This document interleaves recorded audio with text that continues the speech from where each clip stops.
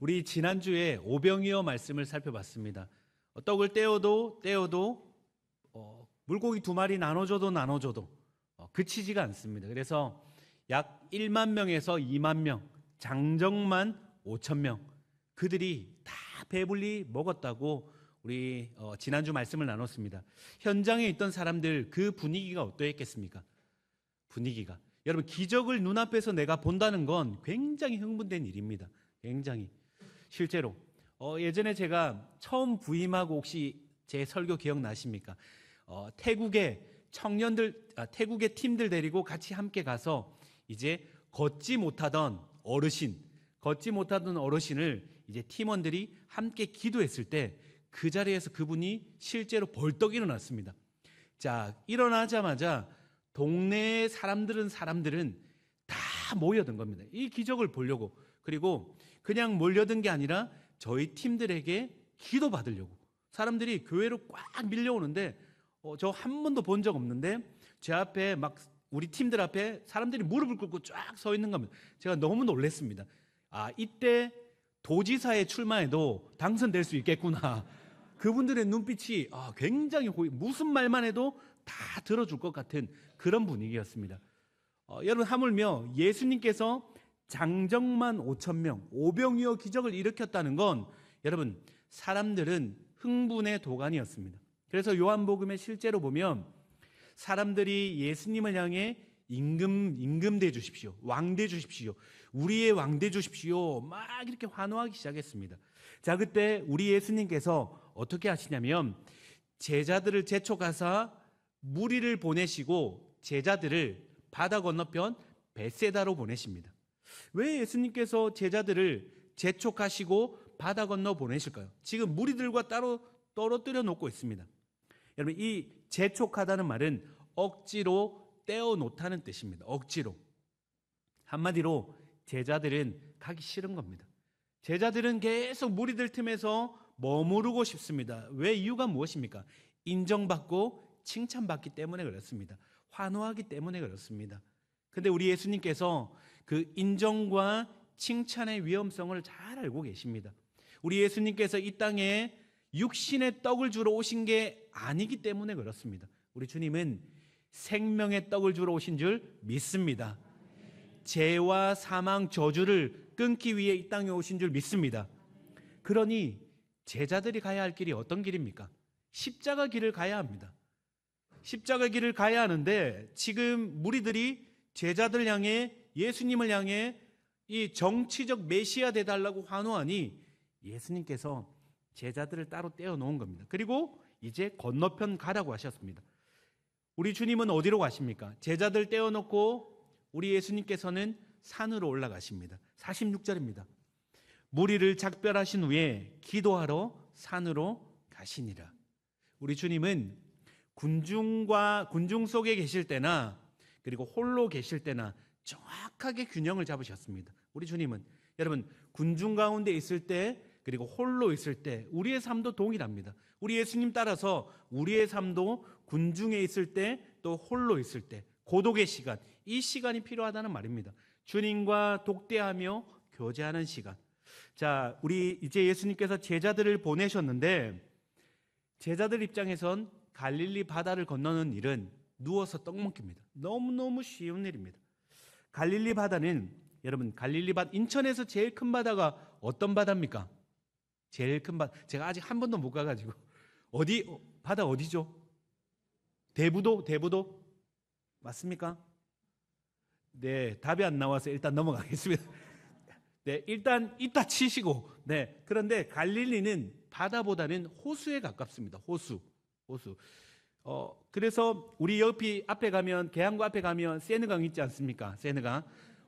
호수. 그와 비슷합니다. 그래서 나가면 그렇게 크진 않습니다. 근데 가로로 보면 12km, 세로로 21km. 배를 타고 가면 1시간이면 도착하는 거리입니다. 그리고 제자들이 배에 탑승해서 어부 출신의 배도 한 15명 탈 수 있는 그런 배, 그 배에 12명의 제자들이 배에 탑승했습니다. 이제 건너편으로 이제 벳세다로 가면 됩니다. 1시간이면 갈 수 있는 거리, 너무 쉽지 않습니까? 제자들이 배에 타서 이런저런 이야기를 나눕니다. 어떤 이야기 나누겠습니까? 오병이어 사건 나누지 않겠습니까? 그 흥분이 채 식지 않았습니다. 물고기 2마리, 떡 5개로 2만 명이나 먹었대. 예수님이 이런 기적 행하셨대. 야, 우리 예수님만 따라가면 수지 맞는 거야. 예수님 따라가면 우리 영의정 좌의정 할 수 있는 거야. 여러분 기대감이 있지 않겠습니까? 그렇게 이제 배를 타고 잔잔한 바다로 가는 가운데 여러분 어디 인생이 우리 마음먹은 대로 됩니까? 그렇지 않지 않습니까? 계획한 대로 되면 얼마나 좋겠습니까? 그런데 47절과 48절을 보겠습니다. 47절 48절 저물매 해가 졌다는 거죠. 배는 바다 가운데 있고 예수님은 여전히 홀로 무태 계십니다. 지금 제자들과 예수님은 떨어져 있습니다. 그때 바람이 거스름으로 제자들이 힘겹게 노젓는 것을 보시고, 자, 사건을 다시 정리합니다. 예수님께서 제자들을 보내서 배를 타고 가라고 하십니다. 예수님은 산으로 가셨습니다. 기도하고 계십니다. 제자들이 배를 타고 갈릴리 바다 중간쯤에 왔을 때 어떤 일이 벌어졌습니까? 바람이 불기 시작했습니다. 바람이 그냥 예고된 바람이 아니라 예고 없는 바람이 광풍이 불기 시작하는데 그 바람의 방향이 거스르는 바람, 역풍이 분 것입니다. 역풍. 요한복음에 보면 지금 이 거리가 정확하게 나와 있습니다. 약 4에서 5km 정도 떨어졌다 기록되어 있습니다. 바다 한가운데, 여러분 바다 한가운데 지금 배가 역풍을 만나 딱 머물러 있는 겁니다. 역풍이 부니 앞으로 나가지도 뒤로 가지도 못하고 그냥 제자리 뱅뱅뱅뱅 맴돈다는 겁니다. 제자들이 잡은 키 아무런 소용이 없습니다. 혹시 영상 한번 보신 적 있습니까? 바다에 바람이 불거나 강풍이 불 때, 태풍이 불 때 배가 지나갈 때 웬만한 배는 조금만 강풍만 불어도 파도가 치니 그냥 뒤집어집니다. 아까 사진에 보신 대로 15명이 탈 수 있는 배입니다. 동력으로 가는 게 아닙니다. 노를 저어야 합니다. 닻이 올려져야 합니다. 자, 그런데 지금 강풍이 부니 아무리 뒤집히지 않기 위해 노를 젓는데 순식간에 뒤집히기 일보 직전입니다. 제자들은 어떻게든 균형 유지하기 위해 또 물이 들어오니 물을 퍼내고 영상을 한번 찾아보시면 이 조그만 바람에도 파도가 2m 이상 친다고 합니다. 그래 얼마나 두렵겠습니까? 구명조끼가 어디 있습니까? 아무리 바다에서 잔뼈가 굵은 이 제자들조차 그들도 두렵기는 마찬가지입니다. 너무너무 두렵습니다. 예고 없는 인생의 광풍이 불기 시작한 겁니다. 여러분 제자들만 그렇습니까? 우리도 마찬가지 아닙니까? 인생이 평탄한 것 같은데 어느 날 역풍이 불 때가 있습니다. 내 삶에 사람을 통해 내 일을 통해 건강 가운데 여러분 우리가 알 수 없는 역풍들이 끊임없이 분다는 겁니다. 계획된 역풍이면 그래도 준비할 수 있지만 예고되지 않은 역풍들이 불 때가 있습니다. 이 거스르는 바람을 만나면 빠져나기가 쉽지가 않습니다. 항상 제자리입니다. 고통 가운데 그냥 뱅뱅뱅뱅 돌아야 됩니다. 할 수 있는 게 무엇일까요? 할 수 있는 거. 여기서 배가 자초되지 않도록 그냥 버티는 것밖에는 할 수 있는 게 아무것도 없습니다. 여러분 그러니 우리 입술에 어떤 대답 나옵니까? 솔직히 저는 인생의 역풍을 만났을 때 가장 먼저 나온 고백이 하나님 뭐 하십니까? 예수님 뭐 하고 계십니까? 내 인생에 이런 고난이 찾아왔는데 왜 주님 잠잠히 계십니까? 앞으로 나갈 수가 없는 겁니다. 너무너무 고통스러운 겁니다. 어떻게 이걸 빠져나갈 수가 없는 겁니다. 너무 괴로운 현실 가운데서 여러분 그렇다고 제자들이 믿음이 없는 게 아닙니다. 그들은 믿음이 있었습니다. 주님과의 공생의 기간 훈련 가운데 있었습니다. 여러분 그럼에도 불구하고 고난이 찾아오니 인생의 역풍을 만나니 어찌할 수 없다는 겁니다. 상황이 위태롭습니다. 자, 그런데 한 가지 더 우리가 주목해야 할 게 있습니다. 누가 보내서 간 겁니까? 예수님이 보내서 간 거 아닙니까? 순종해서 간 거 아닙니까? 여러분 우리도 주님의 말씀 따라 순종하며 그 가는 여정에 인생이 잘 될 것 같은데 그렇지 않을 때가 많습니다. 순종했는데 주님과 가까워졌다 생각했는데 주님 사랑한다 여겼는데 인생에 예기치 않은 역풍들을 만날 수 있습니다. 자, 그때 우리는 당황하게 됩니다. 제자들도 그렇지 않겠습니까? 여러분, 고난은 잘 모르겠습니다. 왜 고난이 오는지. 물론 우리의 죄 때문에 주님이 돌이키기를 원하셔서 고난을 주실 때가 있습니다. 그때는 빨리 회개하고 돌이키면 됩니다. 인생의 고난이 찾아왔을 때 주님, 나의 죄로 말미암음입니까? 그러면 회개하고 주님이 가르쳐 주시면 그때 돌이키면 주님이 은혜를 부어 주십니다. 그런데 그것과 상관없이 찾아오는 알 수 없는 고난들이 있더라는 겁니다. 그때는 어떻게 합니까? 여러분, 이게 고난의 신비입니다. 팀 켈러 목사는 고통에 답하다 책에서 고난에 관해 이렇게 설명하고 있습니다. 어느 날 갑자기 고난이 닥치면 그제야 비로소 멈춰서서 자신이 제 삶을 마음대로 할 수 없다는 사실을 절감하게 된다. 여러분, 인생에 고난이 오면 고난이 오기 전에는 내가 하는 대로 열매도 맺고 꽤 잘 되는 것 같습니다. 그러면 우리도 모르게 우리 마음 안에는 내 인생 내가 계획해야지, 계획한 대로 되겠지, 그렇게 여길 때가 많습니다. 하지만 고난이 딱 찾아오는 순간 팀 켈러 목사가 말한 대로 무엇입니까? 찾아오면 그제서야 내 인생의 주인이 내가 아님을 깨닫게 된다는 겁니다. 어려움이 딱 찾아오면 내 계획이 딱 꺾이자마자 내 삶의 주인이 누군지를 바라보게 만든다는 겁니다. 여러분, 고난의 한복판에 가면 성경은 말합니다. 만나게 되는 은혜가 있다고 말합니다. 고난의 한복판에 가면 만나게 되는 우리 주님이 있다고 말합니다. 여러분, 혹시 이런 질문 해보셨습니까? 제가 한번 질문하겠습니다. 여러분, 주님은 선하신 분인 줄 믿으십니까? 주님은 선하신 분이 맞습니까? 그러면 우리 인생에 고난이 찾아오고 어려움이 올지라도 여러분, 우리가 고백한 대로 선하신 주님은 반드시 그 고난을, 인생의 역풍을 선용하셔서, 인생의 역풍을, 고난을 선용하셔서 주님의 선하신 목적과 계획대로 우리 인생을 붙잡고 가시는 줄 믿으시기 바랍니다. 때로는 우리 편에서 이해하기 어려울 때가 있습니다. 답을 찾지 못할 때도 있습니다. 가까운 지인의, 또 가족의 어려움, 또 때로는 가족의 죽음, 또 때로는 내 육신의 질병, 관계의 어려움, 사업의 어려움, 물질의 어려움, 여러 가지 어려움들이 있습니다. 인생길 가는 곳마다. 그런데 여러분, 우리가 꼭 붙들어야 할 것은 그 모든 과정 속에 선하신 주님을 바라보는 것입니다. 주님은 선하십니다. 우리 하나님은 선하신 분이십니다. 나의 왕 되시는 예수 그리스도는 선하신 분입니다. 여러분, 그러면 그 믿음 붙잡으면 여러분, 우리 인생의 역풍을 만날지라도 반드시 그 역풍 너머의 목적지까지 인도해 주실 줄 믿습니다. 그래서 여러분, 문제와 어려움에 집중하시면 안 됩니다. 그러면 고난의 바다에 반드시 빠지게 되어 있습니다. 그때는 고난이, 역풍이, 내가 거기에 집중하면 그 순간 고난이 주인 됩니다. 내가 육신에 아파서 병에 집중하면 여러분, 그 순간 병이 나를 지배하기 시작합니다. 고난에 집중하면 고난이 나를 주인 삼아 이리저리 끌고 가기 시작합니다. 그러니 여러분, 주님의 선하심을 믿는다면 주님을 바라보는 것입니다.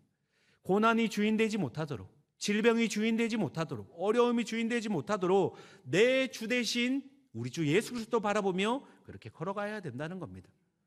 여러분, 빙점이라는 소설이 있습니다. 빙점. 미우라 아야코라는 이 여류 소설가가 빙점 소설을 기록했는데 일평생 거의 대부분을 병상에 누워 있었습니다. 그녀는. 그런데 병상에서 그녀가 우리 주님을 만났습니다. 그리고 그녀가 늘 애송하던 작자 미상의 시가 있습니다. 한번 들어보십시오. 제목이 아프지 않으면입니다. 아프지 않으면 드리지 못할 기도가 있다. 아프지 않으면 믿지 못할 기적이 있다. 아프지 않으면 듣지 못할 말씀이 있다. 아프지 않으면 접근하지 못할 성소가 있다. 아프지 않으면 우러러 뵙지 못할 주님의 얼굴이 있다. 아프지 않으면 나는 인간일 수조차 없다. 무엇을 말하고 있습니까? 아픔이 없다면 드리지 못할 기도, 아픔이 없다면 뵙지 못할 주님의 얼굴이 있다는 겁니다. 그래서 이걸 통틀어 시편 기자 110편 기자는 119편 71절에 이렇게 기록하고 있습니다. 우리 같이 시편 119편 같이 읽도록 하겠습니다. 시편 119편 같이 읽도록 하겠습니다. 고난 당한 것이 내게 유익이라.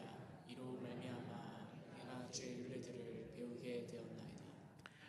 고난 당한 것이 내게 유익이라. 여러분 혹시 이 자리에 고난 좋아하시는 분 계십니까? 고난, 환난, 역풍 좋아하시는 분은 계십니까? 저도 역풍 싫습니다. 고난 싫습니다. 그런데 성경은 고난 당한 것이 우리에게 유익이라 말합니다. 여러분, 우리의 생각이 진짜입니까? 성경의 말씀이 진리입니까? 성경의 말씀이 진리인 줄 믿습니다. 그러면 고난이, 우리 인생에 찾아오는 고난이 우리 영혼에 유익이 되는 줄 믿습니다. 돌아보니 그때는 너무 힘든데, 그 순간에 너무 괴로웠는데 돌아보니 내 영혼에 불순물이 빠지는 시간이고 내 심령 안에 주님과 더 가까이 만나는 시간이 되고 내 기도가 더 깊어지는 시간이 되더라는 겁니다. 여러분, 주님을 언제 만나셨습니까? 우리 예수님 언제 만나셨습니까? 내 모든 일이 잘 될 때, 승승장구할 때. 여러분, 그때 주님 만나신 분 혹시 계십니까? 그런 분 아마 드물 겁니다. 대부분 너무 힘들고 어려울 때, 너무 고통 가운데 있을 때, 그때 주님 만나지 않으셨습니까? 우리 성도님들 이제 신방이 얼마 전에 끝이 났습니다. 신방이 얼마 전에 끝났는데 성도님들 한 분 한 분 만나고 그분의 삶을 들여다볼 때 참 얼마나 감사하고 또 가슴 아픈 일도 많고 또 때로는 어찌 할 수 없는 도와드리지 못함에 참 안타까운 적도 많았습니다. 그런데 우리 성도님들의 삶 가운데 깊은 고난 가운데 있는 그 성도님들 계십니다. 그런데 그분들이 이렇게 고백하십니다. 때로는 주머니에 돈 한 푼 없는 그 순간에도, 그래서 더 주님 의지하는 가운데 버스를 타고 교회로 오는 그 과정 가운데서 그 버스 공간이 주님과 독대하는 예배 처소가 되었습니다. 그렇게 고백하는 성도님이 있었습니다. 또 누군가는 말로 다 할 수 없는 고통 가운데 눈물밖에 없는 그 상황 속에 의지할 일 없어 오직 주님 바라보며 그렇게 나아가는 가운데 주님을 깊이 만나노라, 그렇게 고백하신 성도님도 계십니다. 사랑하는 성도 여러분, 우리 주님 살아계시는 줄 믿습니다. 우리의 아픔을 절대 그냥 두고 보지 않으십니다. 여러분, 제자들이 역풍을 만나 제자를 맴돌며 생명의 위협을 느낄 때 우리 주님 무엇 하셨습니까? 예수님 무엇 하고 계셨을까요? 예수님 도대체 뭐 하고 계실까요? 48절 제가 읽겠습니다. 바람이 거스름으로 제자들이 힘겹게 노젓는 것을 보시고 밤 사경쯤에 바다 위로 걸어서 그들에게 오사 지나가려고 하시며, 여러분 여기 보시면 밤 사경은 새벽 3시에서 6시 사이입니다. 하루 중에 가장 어두운 때입니다. 여러분, 상징적으로 보여주고 있지 않습니까? 제자들 인생에 가장 흑암이 깊을 때, 가장 어두운 때, 누구도 도와줄 수 없다 여기는 그때, 여러분 우리 인생에도 밤 사경 깊은 그때 우리 주님 무엇 하십니까? 힘겹게 제자들이 노젓는 것을 보시고 우리 주님이 보고 계셨습니다. 어디서 보고 계셨습니까? 지금 예수님께서 계신 곳은 산입니다. 묻힙니다. 제자들과의 거리는 약 4에서 6km. 여러분 4에서 6km면 볼 수 없는 거리입니다. 지금 흑암이 깊음 가운데 있으니 거기다 광풍이 부니 예수님을 볼 수가 없어요. 예수님이 일반적으로 제자들을 볼 수 없는 거리입니다. 근데도 지금 예수님께서 보고 계시다고 말합니다. 성경은 정확하게 제자들의 그 모습을 보고 계셨습니다. 여러분, 인생이 왜 힘듭니까? 왜 어렵습니까? 누구도 내 이 아픔 모를 거야 하는 그 외로움 때문에 아닙니까? 주님이 나를 이 힘겨움을 아실까? 보고 계실까? 그것 때문 아닙니까? 그런데 성경은 정확하게 예수님께서 밤 사경에 제자들의 고통스러운 모습을 보고 계셨다고 말합니다. 왜 그렇게 밤 사경까지 기다리셨을까요? 약 제자들이 8시간, 9시간을 노젓는 데까지 주님이 기다리셨을까요? 때로는 우리를 훈련 가운데 모셔야 할 때, 몰아가셔야 할 때가 있다는 겁니다. 제자들에게 무언가 가르쳐 줄 게 있다는 겁니다. 자, 우리 주님이 제자들의 그 상황을 보시고 이제 어떻게 하십니까? 제자들이 있는 곳으로 우리 주님이 걸어가십니다. 어디로요? 바다 위로 걸어가기 시작합니다. 질문입니다, 여러분. 그러면 왜 예수님께서는 물 위를 걸어가시는 걸까요? 바다 위를. 우리가 성경에 읽은 대로 왜 물 위를 걸어가시는 걸까요? 기적의 능력을 보여주시기 위함입니까? 나는 이런 존재야를 보여주시기 위함일까요? 왜 물 위를 걸어가실까요? 여러분, 이유는 안 합니다. 이유는 배가 없기 때문입니다. 배가 없어서 우리 주님이 바다 위로 걸어가셨습니다. 배가 있으면 뭐 배 타고 가시면 되죠. 자, 그런데 여러분 보십시오. 지금 제자들은 죽어가고 있고 배가 없습니다. 그런데 우리 주님이 바다 위를 걸어가십니다. 무엇을 말해주고 있습니까? 배가 없다면 걸어서라도 우리 주님은 제자를 만나러 가시는 분인 줄 믿으시기 바랍니다. 파도가 앞을 가로막으면 파도를 반석 삼아 우리 주님은 제자를 만나러 가십니다. 강풍이 불면 강풍이 부는 대로 우리 주님은 제자를 만나러 가십니다. 한 걸음 한 걸음. 오직 우리 주님의 시선은 제자들밖에 없습니다. 여러분, 이분이 우리 예수님이십니다. 무슨 말입니까? 여러분, 예수님께서는 우리의 형편과 상황에 사람들이 그 자리에 못 간다 할지라도, 아무도 갈 수 없는 그 자리 가운데 고난의 한복판일지라도 우리 주님은 길이 없으면 길을 내서라도 우리에게 오시는 분인 줄 믿습니다. 그렇게 우리를 사랑해 주십니다. 이렇게 바다 위를 걸어오신 그 주님을 보며 우리 제자들은 주님 앞에 어떻게 반응할까요? 49절입니다. 제자들이 우리 예수님이 걸어오시자 이렇게 말합니다. 유령이다! 이렇게 말합니다. 유령이다. 여러분, 제자들 너무하지 않습니까? 우리 주님은 5km 거리를 제자들 만나러 걸어오셨습니다. 그 풍랑이 치는 곳을 걸어오셨는데 제자들은 예수님을 보면서 유령이라 말합니다. 이유가 뭘까요? 왜 제자들은 예수님을 보고 유령이랄까요? 그들의 마음 안에는 예수님께서 자신들을 만나러 오신다는 그 기대감이 없었습니다. 이 고난의 한복판에 우리 주님이 찾아올 거라는 기대감이 아무도 없었습니다. 또한 여러분, 한 가지 더 있습니다. 역풍이 불고 고난이 찾아오면 우리의 시야는 왜곡됩니다. 여러분, 우리의 시야는 왜곡되고 판단력이 흐려집니다. 믿음을 통해 보지 못할 때가 많다는 것이죠. 그러니 제자들은 예수님을 보고도 유령이라 말한 겁니다. 자, 그때 광풍과 파도와 배가 뒤집힐 것 같은 그런 상황 속에 주님의 음성이 들립니다. 주님의 음성을 한번 들어보십시오. 안심하라, 내니 두려워 말라. 안심하라, 내니 두려워 말라. 오늘 이 자리에 우리를 향한 동일한 음성인 줄 믿습니다. 여러분, 욥기 9장 8절을 한번 보십시오. 욥기 9장 8절에도 이런 말씀이 있습니다. 그가 홀로 하늘을 펴시며 바다 물결을 밟으시며. 바다를 밟으시는 분은 누구십니까? 여러분, 고대 근동의 바다는 혼돈과 죽음의 세력을 상징했습니다. 그런데 그 바다를 발 아래 두신 분은 오직 하나님밖에 없다는 겁니다. 지금 제자들이 보고 있는 그 예수님이 이와 같은 분이라는 거죠. 성자 하나님으로 죽음의 세력을, 바다를 밟고 오신다는 건 인류의 죄인들의 죽음의 세력을 꺾으시며 두려워하지 마, 안심해, 그렇게 말씀하시며 우리에게 찾아오고 계시다는 겁니다. 저는 이 음성이 오늘 인생의 역풍을 만나고 있는 그런 성도님들 계시다면 동일하게 들려지길 축원합니다. 밤 사경, 흑암이 깊은 그때 어떻게 뚫고 나갈 수 없는, 계속 제자리에 맴돌고 있는 것 같은 그런 상황 가운데 주님은 우리를 보고 계십니다. 그리고 바다 위를 건너 주님은 우리에게 동일하게 말씀하십니다. 안심하라, 내니 두려워하지 말라. 두려워하거나 걱정하지 말라는 주님의 명령입니다. 여러분, 인생의 풍랑 앞에 주님을 만나면, 주님의 음성을 들으면 두려움은 어느 순간 눈 녹듯이 사라집니다. 그렇게 나를 붙잡고 두렵게 만들었던 모든 문제들은 주님의 음성이 들려지는 순간, 주님을 만나면 한순간에 사라진다는 겁니다. 분명 인생 가운데 고난은 우리를 계속 넘어뜨리려 할 것입니다. 하지만 여러분 기억하십시오.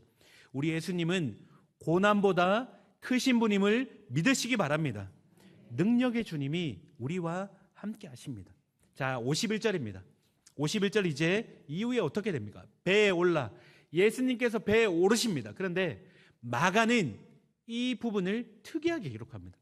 이 작은 배에 그냥 예수님이 올라가시면 그냥 그것만 기록하면 되는데 마태는 실제로 그렇게 기록했습니다. 그런데 마가는 한 단어를 추가합니다. 그들에게 가시니. 우리 예수님께서 배에 오른 것뿐만 아니라 그들에게 다가가셨습니다. 무엇 하셨을까요? 뭘 하시기 위해 다가가셨을까요? 여러분, 두려워 말라, 안심하라, 이것 말씀하시기 위해 가지 않으셨겠습니까? 사랑하는 성도 여러분, 예수님의 모든 걸음은 두려움 가운데 있는 제자들 향해 걸어가신 겁니다. 그러자 곧 바람이 그치는지라. 바람이 그쳤다는 말입니다. 여러분, 인생에 역풍이 불고 강풍이 불면 여러분, 우리가 타고 있는 배로는, 제자들이 타고 있는 배로는 바다를 건널 수 없습니다. 배가 제 역할을 하지 못하기 때문입니다. 큰 풍랑은 배를 뒤집어 놓습니다. 우리 인생도 마찬가지입니다. 고난이라는 이 광풍이 불면 바다에 인생의 배를 띄워 놓아도 여러분, 아무리 애를 써도 이 고난의 바다를 헤쳐갈 수 없습니다. 힘을 쓰고 애를 써도 빠져나갈 수 없습니다. 오직 유일한 길은, 이 고난의 바다를 빠져나가는 유일한 길은 내 인생의 배에 우리 예수님께서 함께 타셔야 될 줄 믿습니다. 주님이 계셔야, 주님이 함께 하셔야 그때 바람이 멈추는 겁니다. 예수님이 배에 오르시니 바람이 그치는 겁니다. 배가 다시 그제서야 작동되기 시작합니다. 그제야 목적지를 향해 다시 배는 항해하기 시작했습니다. 여러분, 이어서 마가는 52절에 오늘 본문의 마지막으로 이렇게 기록해 놓았습니다. 우리 같이 읽도록 하겠습니다. 이는 그들이 뜻이던 일을 깨닫지 못하고 도리어 그 마음이 둔하여졌습니다. 여러분, 여기 보시면 마가가 오늘 본문의 사건의 해석을 마가가 딱 따로 떼어서 기록하고 있습니다. 제자들이 무엇했습니까? 오병이어에 그 일을 깨닫지 못하고 마음이 둔해졌다고 말합니다. 이 사건은 얼마 전의 사건입니다. 24시간이 채 지나지 않았습니다. 그런데도 제자들은 고난이 오고 인생의 역풍이 부니 그 사실을 금방 잊은 겁니다. 여러분, 어떻게 그럴 수 있습니까? 어떻게 주님을 일주일이 지난 것도 아니고 하루가 지난 것도 아닌데 어떻게 그럴 수 있습니까? 여러분, 고난이 너무 커서 이 상황이 힘드니 그렇게 주님을 놓치고 두려워하며 허둥댈 때가 그럴 수 있더라는 겁니다. 여러분, 마가의 이 고백은, 마지막에 52절 이 고백은 제자들 향한 책망의 문구가 아닙니다. 그들의 약함과 그들의 상태에 대한 설명입니다. 불과 얼마 전까지 오병이어의 기적을 경험하며 환호했던 그들이 하루가 채 지나기 전에 인생의 역풍을 만나니, 고난이 찾아오니 그 은혜는, 그 구원의 감격은, 그 기쁨은 온데간데 사라졌습니다. 여러분, 제자들의 이 모습은 우리의 모습과 너무 닮아 있습니다. 인간이 이렇습니다. 분명 놀라운 은혜를 체험하고 기적도 체험하고 간증도 경험했지만 조금만 인생의 고난이 찾아오면, 역풍이 불면 어느 순간 마음을 온통 다 빼앗깁니다. 그 고난에 마음을 빼앗기고 맙니다. 약해지고 넘어지고 그렇게 쓰러진다는 거죠. 그런데 여러분, 우리가 기억해야 할 건 우리의 이런 모습이 아닙니다. 오늘 본문이 드러내고 있는 그 메시지는 무엇입니까? 참된 위로와 은혜가 무엇입니까? 넘어지고 잊어먹고 좌절하고 불과 하루가 지나기 전에 그 은혜를 체험하면서도 또 잊어버린 그 인생 앞에 우리 예수님께서 끝까지 그들을 찾아 그리고 안심하라, 두려워 말라, 그렇게 말씀해 주신다는 사실입니다. 어떻게 해요? 배가 없으면 걸어서라도 우리 주님은 제자들을 만나러 가셨습니다. 여러분, 우리는 이 땅에서 이 땅을 살아가는 동안 계속 넘어질 겁니다. 고난 앞에 때로는 주님을 놓칠 때도 많을 겁니다. 그런데 여러분 기억하십시오. 믿음은 넘어지지 않는 게 아닙니다. 믿음은 내가 안 넘어져야지, 버티며 내가 안 넘어지는 게 아니라 넘어지고 또 넘어질 겁니다. 앞으로도 우리는 수없이 많은 넘어짐이 있을 겁니다. 그러나 여러분 그 가운데서 내가 처한 상황, 나의 넘어짐, 내 고난보다 여러분 크신 주님을 믿으시고 바라보시고 신뢰하시길 바랍니다. 넘어져도 그 앞에는 언제나 우리 주님이 서 계실 겁니다. 언제나 손 내밀고 계실 겁니다. 여러분, 그리고 주님은 내 인생의 배에 함께 오르시고 정확하게 주님이 바라시고 원하시는 그 목적지까지 우리를 인도해 내실 줄 믿습니다. 그러나 여러분, 내 열심, 내 노력이 아니라 우리는 주님을 바라보면 됩니다. 주님과 함께하면 된다는 것입니다. 여러분, 오늘 여러분들의 인생길 가운데 우리 청년들 같은 경우 열심히 취업의 문을 두드리고 열심히 공부하지만 제자리인 것 같고, 항상 나만 제자리에 머물러 있는 것 같고, 옆에 누군가는 저 앞서가는 것 같을지라도 여러분 기억하십시오.